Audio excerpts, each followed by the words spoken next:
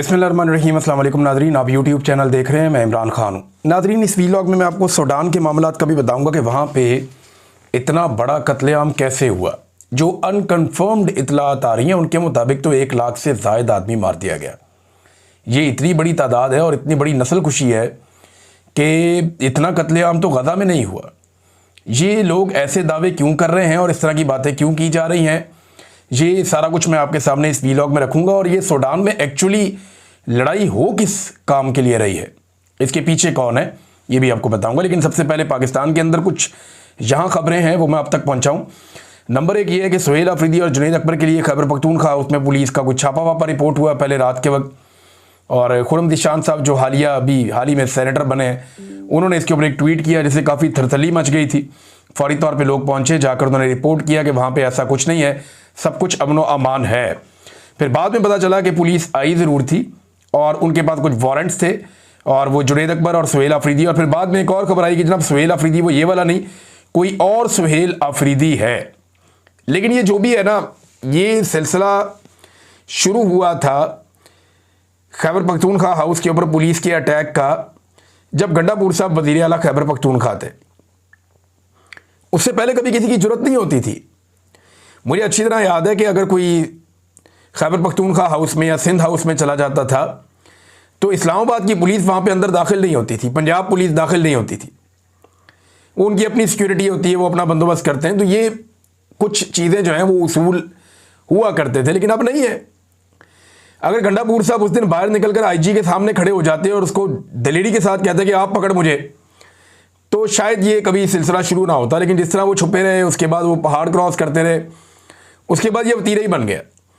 मेरे ख्याल में सुहेल अफरीदी का तर्ज अमल डिफरेंट होगा। अगर वो कहीं खैबर पख्तूनख्वा हाउस में होता और वहाँ पे पुलिस उसके लिए जाती तो शायद उसका तर्ज अमल वो ना होता जो गंडापुर का था। लेकिन ये तो वक्त आने पे पता चलेगा। अभी फ़िलहाल ये खबर आई और उसके बाद काफ़ी बेचैनी पैदा हुई, लेकिन फिर सोशल मीडिया के ऊपर चीज़ें आने से पता चला कि नहीं, मामला ऐसे नहीं है। नाज़रीन, दूसरी इंपॉर्टेंट बात जो है वो 27वीं आईनी तरमीम ही है। देखें, 2 चीज़ें हैं। ये नवंबर का महीना, एक तो आर्मी चीफ की एक्सटेंशन होगी, और आर्मी चीफ की एक्सटेंशन 2 साल की होगी, 3 साल की होगी या 5 साल की होगी, इसके बारे में अभी तक कोई क्लैरिटी नहीं है। चीज़ों को लंबा किया जा रहा है और तमाम सिक्योरिटी फोर्सेस के हेड बनने की एक ख्वाहिश है आर्मी चीफ की, जिसके लिए उन्हें एक नया ओहदा CDS का दिया जाएगा। और पसे पर्दा क्या चल रहा है इसमें कोई बात नहीं करता, कोई इसके ऊपर खबर नहीं देता। लेकिन जब भी कोई काम करती है पाकिस्तान की एस्टेब्लिशमेंट पाकिस्तान में, ख़ास तौर पे गुज़िश्ता 4 सालों से, तो वो अपने आप को और आवाम को और लोगों को और हुकूमत को और अपने सारे साथियों को ये धोखा देते हैं कि बस ये आखिरी काम है, इसके बाद सब ठीक हो जाएगा। क्योंकि इन्हें हमेशा से जीतने की आदत पड़ी हुई थी पाकिस्तान की मिलिट्री एस्टेब्लिशमेंट को। इन्होंने कायदे आज़म के साथ लड़ाई की, ये जीत गए, इनका दाव लग गया। कायदे आज़म बहुत बुजुर्ग थे, सोशल मीडिया नहीं था, हालात वैसे नहीं थे। फातिमा जिन्ना से इन्होंने लड़ाई की, ये जीत गए, इनका दाव लग गया। लियाकत अली खान से जीत गए, शेख मुजीब से ये लोग तो जीत गए, लेकिन पाकिस्तान हार गया, 2 टुकड़े हो गया। जुल्फ़िकार जी भुट्टो से ये जीत गए, बेनज़ीर भुट्टो से ये जीत गए, बार बार नवाज शरीफ से जीतते रहे। तो इन्हें लगा ये इमरान खान से भी जीत जाएंगे, लेकिन दुनिया बहुत आगे निकल गई थी। अब पिछले 3.5-4 साल से ये अपने आप को भी धोखा दे रहे हैं और पाकिस्तान की आवाम को भी धोखा दे रहे हैं और अपने साथियों और सहूलतकारों को भी धोखा दे रहे हैं। यानी सबसे पहले इन्होंने धोखा दिया कि इमरान खान की हुकूमत गिरा लेना, फिर सब ठीक हो जाएगा। हुकूमत गिरा ली, कुछ भी ठीक नहीं हुआ, लोग बाहर आ गए। फिर कहा जी कि PDM की सरकार बना लें, सब ठीक हो जाएगा, फिर भी कोई ठीक नहीं हुआ। मीडिया को कंट्रोल कर लें, फिर भी कोई ठीक नहीं हुआ। एहतजाज को ताकत से जरा एक दफ़ा कुचल देते हैं, जो इन्होंने इसमें सिलसिला शुरू किया था मई 2025 में, वो भी करके देख लिया, फिर भी कोई फ़ायदा नहीं हुआ। फिर जनाब इन्होंने अपोजिशन लीडर अपनी मर्जी का बना दिया, ये कर लेंगे तो काबू हो जाएगा सारा कुछ, फिर भी कोई काबू नहीं हुआ, कुछ नहीं हो सका। फिर इन्होंने बाद में तहरीक इंसाफ से उनका इंतखाबी निशान भी छीन लिया कि जनाब इंतखाबी निशान ले लेंगे, बस यहाँ मसला हल हो जाएगा। मसला फिर भी हल नहीं हुआ। इमरान खान साहब को पकड़ के जेल में डाल देते हैं, जेल में डाल दिया, मसला फिर भी हल नहीं हुआ। इसके 10-20 हज़ार बंदे उठा के जेल में डाल देते हैं, वो भी कर दिया, मसला फिर भी हल नहीं हुआ। 1 लाख से ज़्यादा बंदों पे मुकदमा दर्ज कर देते हैं, कोई बंदा मंजर आम पे आएगा ही नहीं इलेक्शन के लिए भी, वो भी करके देख लिया, मसला हल नहीं हुआ। लेवल प्लेइंग फील्ड ही छीन लेते हैं, वो भी छीन के देख लिया, मसला फिर भी हल नहीं हुआ। ये हर काम करते हुए यही सोचते रहे कि ये आखिरी काम है, ये करने के बाद हम सब ठीक कर लेंगे। अगवा बराए बयान हम करवा लेते हैं, जबरी गुमशुदगियाँ करते हैं, उससे मसला ठीक हो जाएगा, फिर भी मसला ठीक नहीं हुआ। फिर 8 फरवरी को इन्होंने जाली फॉर्म 47 जारी कर दिया। धांधली करके कि अब तो मसला ठीक हो ही जाएगा, लेकिन फिर एक नया मसला शुरू हो गया। यानी हर वो चीज़ इन्होंने जो की, ज़बरदस्ती पार्टी छुड़ाई रहनुमाओं से, इमरान खान को अंदर डाल दिया, उसकी बीवी को अंदर डाल दिया, गिरफ्तार कर लिया, तो इन्हें लगा कि जनाब ये मसला अब हल हो जाएगा। मसला फिर भी हल नहीं हुआ। एक के बाद एक करके इन्होंने 300 मुकदमात इमरान खान के खिलाफ दर्ज किए और हर मुकदमे पे सोचते थे कि अब मसला हल हो जाएगा, लेकिन हुआ नहीं। मीडिया पे मुकम्मल तौर पे बंदी लगा दी गई, गोलियां चला दी, अवाम का कत्लेआम कर दिया, मसला फिर भी हल नहीं हुआ। 26वीं तरमीम इन्होंने कर ली, MPs MNAs को, उनके घर की खवातीन को अगवा कर लिया, बच्चों पे टॉर्चर किया, बेशुमार खवातीन को जेलों में डाल दिया, सड़कों पे घसीटा, फिर भी इनका मसला हल नहीं हुआ। फिर इन्होंने सोचा कि ट्रंप को मना लेते हैं, मसला हल हो जाएगा। जाके ट्रंप को मना लिया, इनका मसला फिर भी हल नहीं हुआ। फिर इन्होंने कहा कि इसराइल को भी राजी कर लेते हैं, वो भी करने की इन्होंने कोशिश की, मसला फिर भी हल नहीं हुआ। फिर इन्हें लगा कि अब इंडिया के अपने तैयारे गिरा लिए हैं तो अब हमारा मामला ठीक हो जाएगा, मसला हल हो जाएगा, लेकिन मसला फिर भी हल नहीं हुआ। अब 27वीं आईनी तरमीम ला रहे हैं और दावा यह है कि इसके बाद मसला हल हो जाएगा। आपका मसला कभी हल नहीं होगा, आप उल्टे लटक जाए, आपका मसला हल नहीं होगा। मसला आपका तभी हल होगा जब आप अवाम को उसका मैंडेट वापस कर देंगे, जब मिलिट्री एस्टेब्लिशमेंट मुदाखलत बंद कर देगी। फर्ज करें कि मिलिट्री एस्टेब्लिशमेंट जो है वो इमरान खान साहब को दोबारा हुकूमत में आने देती है और कल को रिलेशन बना के इमरान खान साहब के साथ मिलकर और बाद में किसी और के साथ भी ज्यादती करते हैं। फर्ज करें, मैं ये कह रहा हूँ, इमरान खान साहब मानते तो नहीं इस बारे में और उनका तो मूड बहुत मुख्तलिफ नजर आता है, तो फिर भी मसला हल नहीं होगा। याद रखिएगा, कौम उसके साथ खड़ी हो जाएगी बाद में। अब कौम जो है वो सियासतदानों के हक में नहीं है या उनके खिलाफ नहीं है, कौम मिलिट्री एस्टेब्लिशमेंट के घटिया फैसलों के खिलाफ है और उन्हें लगता है कि ये कौम के लिए, मसाइल के लिए ये जिम्मेदार है। लिहाजा मसला हल अब नहीं होना आपका, अब मसला एक ही दफा हल होगा और वो तभी हल होगा जब पाकिस्तान की आवाम मसले को हल करेगी। एक तो जो जर्नैलों की ख्वाहिश है ना एक्सटेंशन की, इसने पाकिस्तान का बेड़ा गर्क करके रख दिया। इनका कुर्सी छोड़ने को दिल ही नहीं करता, जो बैठ जाता है कुर्सी के साथ चिपक जाता है। 1 इंच जमीन इनमें से किसी ने फतह नहीं की है और एटम बम बनने के बाद कोई हमारी जमीन फतह करने तो आएगा नहीं, कोई पागल ही होगा जो आएगा पाकिस्तान में, जनाब फलाना इलाका मैंने फतह करना है, हमारे पास भी अब एटम बम है, ऐसा तो होगा नहीं। तो ये मेरे लिए बड़ी हैरत की बात है कि कोई फतूहात नहीं है, कश्मीर हमारा वैसे ही मकबूजा है, भारत ने हमारा पानी रोका हुआ है लगातार, इसके बावजूद कुर्सी से जो चिपक जाता है वो उतरता ही नहीं है। आप जितने जर्नैल देख लें, कोई एक मुझे आप बताएं जो आराम से छोड़कर गया हो। हर एक का दिल करता है, चाहे वो राहील शरीफ था, चाहे वो जनरल बाजवा था, चाहे अभी ये आर्मी चीफ हैं आसिम मुनीर साहब, ये भी नहीं जाना चाहते, इससे पहले भी कोई नहीं जाना चाहता था। ये आखिरी महीना, फेयरवेल का महीना है, कहीं जा ही नहीं रहे फील्ड मार्शल, उन्हें पता है उन्होंने यहाँ पे रहना है अभी और ये नौकरी उन्होंने लंबी करनी है, तो जनाब कोई भी छोड़ना नहीं चाहता होते को। अच्छा नाज़रीन, बिल्कुल एकदम शिफ्ट हो जाएगा, लेकिन मैं आपको लेकर जाना चाहता हूँ सूडान में, कि सूडान में एक्चुअली हो क्या रहा है। इसके लिए आप ना पहले सूडान का मैप देखें। ये रेड सी के एक तरफ सूडान है। अगर आप सूडान का मैप निकाल के देखें तो आपको ये पता चलेगा पहली चीज़ कि ये अफ्रीका में है। अच्छा, इससे ऊपर की जानिब अगर आप देखें तो वहाँ पे मिस्र है और अगर आप नीचे की तरफ आए तो सोमालिया है, दीगर बहुत सारे ममालिक हैं यहाँ पे, नाइजीरिया है, यहाँ पे साउथ सूडान है, युगांडा है, कीनिया है, तंजानिया है और लीबिया है ऊपर की तरफ, उसके भी कोई बॉर्डर लगता है सूडान के साथ। तो सूडान को रेड सी लगता है। अगर आप मदीना मुनव्वरा और मक्का मुकरमा से समंदर की तरफ जाएं, सऊदी अरब से मदीना मुनव्वरा से भी या मक्का मुकरमा से आप समंदर की जानिब जब ट्रैवल करते हैं तो सामने वाला एरिया जो है वो मिस्र का और सूडान का आता है। ये एरिया सामने है और यहाँ पे जो समंदर की पट्टी है वो बहुत बारीक हो जाती है। यानी यहाँ पे रवायती कश्तियों के ऊपर भी लोग एक दौर में बड़ी कश्तियों के ऊपर इसको समंदर को क्रॉस करते रहे हैं। तो ये कोई इतना लंबा चौड़ा नहीं है, यानी जितना ओमान से पाकिस्तान का फासला है सामने दिखाई भी देता है, ये उससे बहुत कम फासला है, उससे कई गुना कम फासला है। तो एक तो आपने इसकी लोकेशन देख ली कि ये अफ्रीकी मुल्क है और अरब ममालिक के बिल्कुल ये करीब है सूडान।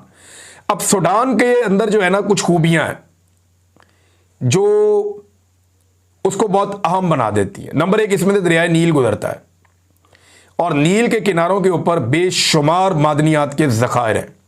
ये बात आप अपने जहन में पहले बिठा लें। और दूसरी बात यह है कि यहां पे रेगिस्तान भी है इस मुल्क में, यहां पे बहुत बड़ी और ज़बरदस्त सरसब्ज चरागाहें भी हैं और इसका मौसम भी अरब ममालिक से ज़्यादा बेहतर है। यहां बहुत कीमती जानवर भी हैं, यानी यहां की गायें हैं वो जो आप देखते हैं कभी वीडियोस के अंदर के बहुत लंबे लंबे सींग ऐसे चांद की तरह बने होते हैं, बहुत बड़े सींग वाली जो गायें होती हैं सफ़ेद रंग की या दूसरे रंगों की, वो ये इस मुल्क की है। एक्चुअली वो यहाँ सूडान में पाई जाती हैं। यहाँ के अपने मवेशी, यहाँ के अपने जानवर, घोड़े, वो यहाँ के बड़े मकबूल हैं। तो यहाँ बहुत सारे लोग जो हैं वो जानवरों के ज़रिए से उनका माश है। लेकिन खेती बाड़ी बहुत बड़े पैमाने पे यहाँ पे होती है, बड़ी ज़रखेज़ ज़मीन है। जो खित्ता अरब है वो ज़मीन इतनी ज़रखेज़ नहीं है, वहाँ पे इतनी हरियाली नहीं है, लेकिन यहाँ हरियाली बहुत है। बहुत बड़ी बड़ी चरागाहें हैं यहाँ पे, बहुत बड़े बड़े खेत हैं यहाँ पे, और दरियाए नील इसके बीच में से गुजरता है। तो बेशुमार यहाँ पे अजनास होती हैं, यानी 60% इनकी जो एक्सपोर्ट्स हैं वो इनकी जो ज़रई अजनास हैं उनसे मुंसलिक हैं। तो वसाइल इसके पास बहुत हैं। और ये पूरा जो अफ्रीका है, ये एक्चुअली तो सोने से लदा हुआ पूरा बरे आज़म है अफ्रीका। इसके अंदर जो सूडान है वो तीसरा बड़ा हब है सोने का। यहाँ इतना सोना है कि 2017 के एक साल में यहाँ से 107.3 टन से ज़्यादा सोना निकला था। 107.3 टन से ज़्यादा सोना। एक टन में 1000 kg होता है, 10 टन में 10,000 kg होते हैं। और अगर आप 100 टन की बात करें तो उसके अंदर फिर आप अंदाज़ा करें कि कितना होता है, 1,00,000 kg। तो जनाब ये जो है यहाँ से सोना निकला 160 टन सिर्फ 2017 में। पिछले साल 2024 में यहाँ से जो सोना निकला था वो 64 टन सोना यहाँ से 2024 में निकला था। अब इसकी मालियत कितनी होती है, देखिए पिछले साल जो निकला वो $7 अरब से ज़ायद का था। पिछले साल जो सोना निकला था। सोना सूडान के मुख्तलिफ इलाकों में फैला हुआ है। ये जो कत्लेआम सूडान में हो रहा है ये उन्हीं एरियाज में हो रहा है जहाँ पे मादनियात ज़्यादा हैं। पाकिस्तान का मॉडल आपको पता है ना, ऑपरेशन वहीं पे होते हैं, हालात वहीं ख़राब होते हैं जहाँ पे मादनियात होती हैं। इसी तरह जहाँ पे वसाइल होते हैं वहीं पे मामलात ख़राब हो जाते हैं। ये पुराना कानून है दुनिया का। तो अब सूडान के अंदर जिन इलाकों में सोने के बड़े बड़े ज़खायर हैं उन्हीं इलाकों के अंदर जो है वो शोरिश है और एक लड़ाई चल रही है, और सोना बड़े पैमाने पे सूडान से बाहर निकल कर स्मगल भी हो रहा है। यानी अगर सूडान की जो कैपेसिटी है वो इतनी है कि आप 7 से 10 अरब डॉलर का सोना बड़े आराम से हर साल आप सूडान में से निकाल सकते हैं, और ये बहुत बड़ी अमाउंट है। पाकिस्तान 1 अरब डॉलर के लिए, 2 अरब डॉलर के लिए पाकिस्तान कभी इधर भागता है, कभी उधर भागता है, कभी उधर भागता है। और सूडान के अंदर सिर्फ मैं सोने की बात बता रहा हूँ, अभी ज़रई अजनास की बात मैंने आपको नहीं बताई, अभी मैंने उनकी दूसरी अजनास की बात आपको मैंने नहीं बताई, जो दूसरी तीसरी मादनियात हैं उनकी बात मैंने आपको नहीं बताई, सिर्फ सोने की बात बता रहा हूँ। उनके जो दीगर मादनी ज़खायर हैं पेट्रोलियम के या दीगर, उनके बारे में भी मैंने कुछ आपको नहीं बताया, क्योंकि गरीब मुल्क है तो बहुत सारी चीज़ें भी एक्सप्लोर होना बाकी है। लेकिन सूडान के अंदर बेशुमार मादनियात हैं जिनमें सोना तीसरे नंबर पे अफ्रीका में सबसे ज़्यादा है। अब वहाँ पे हुआ क्या कि कुछ अरब ममालिक ने, जिनमें यूएई भी शामिल है, इन्होंने वहाँ पे एक तंजीम को सपोर्ट किया, और ये एक मुसल्लह तंजीम थी। बहुत सारे इलाकों से जो है वो इकट्ठे हुए मुसल्लह अफराद, और ये इकट्ठे होकर पहुँच जाते हैं सूडान में, और ये वहाँ पे हुकूमत और उनकी फ़ौज से लड़ना शुरू कर देते हैं, और ये आहिस्ता आहिस्ता कंट्रोल करते हैं मुख्तलिफ इलाकों में। जिन इलाकों में ये कंट्रोल करते हैं उन इलाकों के अंदर मादनियात बहुत ज़्यादा हैं। अब एक जो United nation human right council ने एक एमरजेंसी के अंदर एक सेशन बुलाया है अल फशीर के इलाके में जो एक किलिंग हुई है उसके मामले पे। अब इसके बारे में कुछ हमारे पास यहाँ पे सैटेलाइट इमेजेस भी हैं, मैं आज देख रहा था, और उसमें दिखा रहे हैं कि जगह जगह खून के धब्बे हैं, जगह जगह पे खून बिखरा हुआ है, लाशें बिखरी हुई हैं।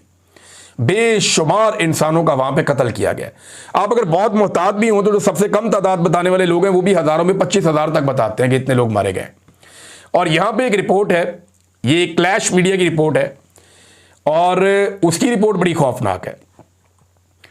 उसमें दावा किया गया है सूडान मिलिट्री इंटेलिजेंस की जानिब से, वहाँ पे 2 तंजीमें जो लड़ रही हैं, एक RSF है जिसका नाम है रैपिड सपोर्ट फोर्सेस।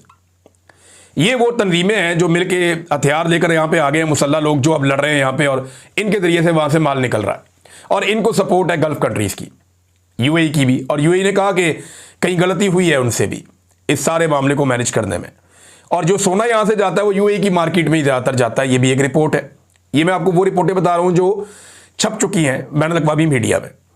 अब उसमें जो क्लैश रिपोर्ट है, इसमें सूडान की जो मिलिट्री इंटेलिजेंस है वो दावा करती है कि 1,65,000 civilian women, kids and men were massacred in 2 days in Al Fashar। कि अल-फशर के इलाके में 2 दिन में 1,65,000 सिविलियन ख़वातीन, बच्चों को और मर्दों को कत्ल कर दिया गया, कत्लेआम कर दिया गया, मसाकर हो गया वहाँ पे। अब ये मुझे ये दिल नहीं मानता, समझ नहीं आ रही, लेकिन जो सैटेलाइट इमेजेस हैं वो भी बता रहे हैं कि लोगों को स्लॉटर किया गया, ज़बह किया गया, और बड़े हौलनाक मनाजिर हैं। और कुछ मनाजिर जो बाहर निकल कर आए उन्होंने पूरी दुनिया में तहलका मचा दिया। फौरी तौर पे यूनाइटेड नेशन का इसके ऊपर जो है वो इजलास बुलाया जा रहा है। 50 के करीब ममालिक हैं, जिनमें यूके है, आयरलैंड है, जर्मनी है, नीदरलैंड है और नॉर्वे है। इन्होंने फौरी तौर पे 50 के करीब ममालिक हैं, इन सब ने कहा जी कि अक़वाम मुत्तहिदा का एक सेशन 14 नवंबर को बुलाया जाए और बुला के इसके ऊपर बात की जाए। ये ह्यूमन राइट्स की एक बदतरीन वायलेशन हो गई है। जो सूडान में दूसरी फोर्स है वो सूडान आर्म फोर्सेस हैं, यानी SAF, और जो उनके खिलाफ लड़ रही है फोर्स वो RSF। इनको हथियार जो है वो बाहर से मिल जाते हैं और इन लोगों ने आपस में लड़ लड़ के तबाही फेरी हुई है, जबकि अवाम का कत्लेआम बहुत बड़े पैमाने पर हुआ है और सोना उसकी एक बड़ी वजह अब तक की इतला के मुताबिक बताया जा रहा है। ये बड़ी खौफनाक सूरत हाल है, बड़ी तकलीफ दह सूरत हाल है। जो मनाजिर हमने देखे वो बड़े हिला देने वाले मनाजिर थे, और अब क्योंकि कुछ हम कह नहीं सकते इसके बारे में कि इसका मुस्तकबिल क्या होगा, लेकिन फ़िलहाल एक जंगबंदी की कोशिश की गई है और जंगबंदी की उस कोशिश के नतीजे में फ़िलहाल दोनों फ्रीकैन ने कहा कि हम रुक जाते हैं, लेकिन आखिरी इतलात आने तक भी सिविलियंस का कत्लेआम वहाँ पे सूडान में जारी है। आबादी इसकी लगभग 5 करोड़ है सूडान की। यहाँ पे 97% मुसलमान हैं और स्याफ़ाम मुसलमान बहुत बड़ी तादाद में है यहाँ पे।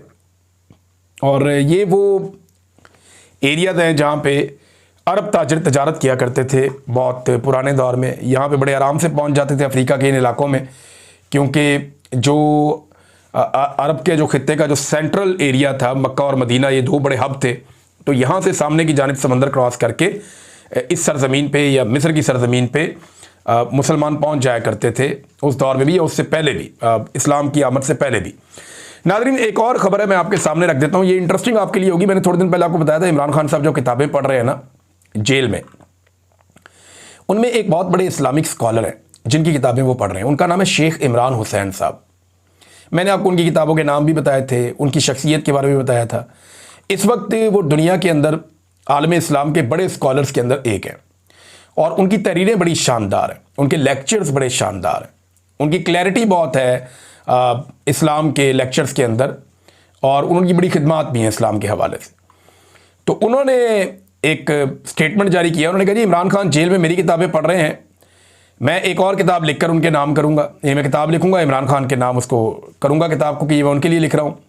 अगर इमरान खान मुसलमानों के लिए आज़ादी की जंग लड़ते हुए जेल में शहीद हो गए तो मोहम्मद अली जिन्ना से जा मिलेंगे, और अगर रिहा हुए तो वज़ीर आज़म बनेंगे। इमरान खान को बताओ कि तुम अकेले नहीं हो, तुम्हारा ये कारवान जन्नत में जाएगा या इस दुनिया में कामयाब होगा। शेख इमरान हुसैन साहब का एक स्टेटमेंट, इसको उर्दू में ट्रांसलेट किया हमारे एस अहमद साहब ने, सोशल मीडिया एक्टिविस्ट हैं, उन्होंने इसको ट्रांसलेट किया था। मैंने वहीं से पढ़ के आपको सुना दिया। मैंने खुद ये मेहनत नहीं की, लेकिन मैंने उनका स्टेटमेंट सुना है, वो मिलती जुलती ऐसी ही बात है उन्होंने जो की है शेख इमरान हुसैन साहब ने। तो इमरान खान साहब के लिए अब शायद वो एक किताब और लिखें। अभी उनकी काफ़ी ज़्यादा एज है, बहुत ज़्यादा नॉलेज है उनके पास। पाकिस्तान के अंदर बड़े बड़े स्कॉलर्स उनको पढ़ते हैं, सुनते हैं, और मैंने पहली मरतबा मेरा जो तारुफ इनके साथ हुआ शेख इमरान हुसैन साहब के साथ, वो मुझे औरिया मकबूल जान साहब ने करवाया। उनके पास बहुत सारी किताबें थी, तो वहाँ से मुझे पहली मरतबा पता चला था। नाज़रीन, एक वो स्कॉलर हैं और एक पाकिस्तान के अंदर है मजहबी सियासी जमातें। अब सेनेटर मुश्ताक साहब ने तो पोल खोल के रख दिए हैं सारे के सारे जो जमात इस्लामी के हैं। मैं हैरान हो रहा था उनका स्टेटमेंट सुन के, और मैं परेशान भी हो रहा था कि ये क्या चल रहा है पाकिस्तान में। जमात इस्लामी हमें तो कुछ और कहती है मंजर आम पे, लेकिन पसे पर्दा वो क्या करती है और किस तरीके के काम करती है, मैं हैरान था। यानी सेनेटर मुश्ताक अहमद साहब ने इंकशाफ किया कि हाफिज़ नईम के कहने पर मैंने सेव गज़ा कंपेन ख़त्म कर दी। जो सेव गज़ा की एक कंपेन चल रही थी इस्लामाबाद में, वो ख़त्म करने के लिए जमात इस्लामी के अमीर ने कहा था। फिर उन्होंने कहा कि उनके कहने पर मैंने मंजूर पश्तीन और महारंग बलोच के प्रोग्रामों में जाना भी बंद कर दिया। बड़ी हैरत की बात है मेरे। बल्कि उन्होंने थोड़े दिन पहले ये भी बताया था कि जब मैं गज़ा जाना चाहता था तो जमात इस्लामी की क़यादत ने मेरे रास्ते में रोड़े अटकाए और कोशिश की कि मैं गज़ा ना जा पाऊँ, तो फिर मैं मलेशिया से वहाँ से गज़ा के लिए गया था। ये जनाब जमात इस्लामी का एक अजीबोगरीब किरदार है। पाकिस्तानियों को बताते हैं इनसे बड़ा मुसलमान कोई नहीं है और इनसे बड़ा इस्लाम और मुसलमानों का हमदर्द कोई नहीं है, और दूसरी तरफ जो है वो पसे पर्दा ये एस्टेब्लिशमेंट जैसे चाहती है वैसे करते भी रहते हैं। मुझे हैरत होती है। अब तक के लिए इतना ही। अपना ख्याल रखिएगा, अपने चैनल का भी। अल्लाह हाफ़िज़।